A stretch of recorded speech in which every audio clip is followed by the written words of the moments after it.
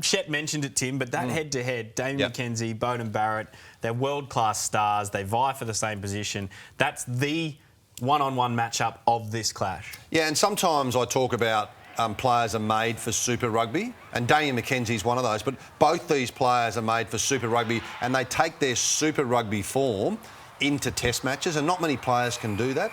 And Barrett, he can play any position in the back line, and he's got so much vision. And I reckon this is like whoever plays the best will win the match, I think, out of those two tens, because they'll get similar ball, they've got similar styles of game.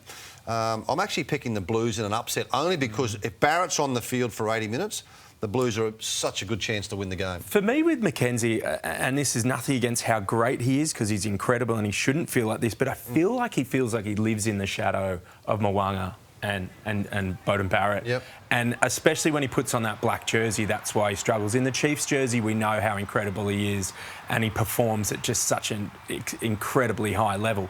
But this will maybe be an opportunity for him to go head-to-head with Barrett and maybe just throw all that baggage off his shoulders, and that'll help him when he does play for the All Blacks later in the year, because it's just a chance to one-on-one show he is the better player and he deserves the spot. On that note, do you think these two are directly vying for the All Blacks number 10? Because we have seen them used at 15. We've seen Beauden Barrett used off the bench as well. Well, the first player picked in the back line is Will Jordan. So that's why they're probably competing at fly half. I agree. So and loser gets the bench spot, winner gets the 10. Totally. And McKenzie's probably better off the bench, potentially. But depends on what All Black back line I think you it's pick McKenzie's time. I think he had a tough season last year with the black jersey on, but I feel like it's his time this year to step up.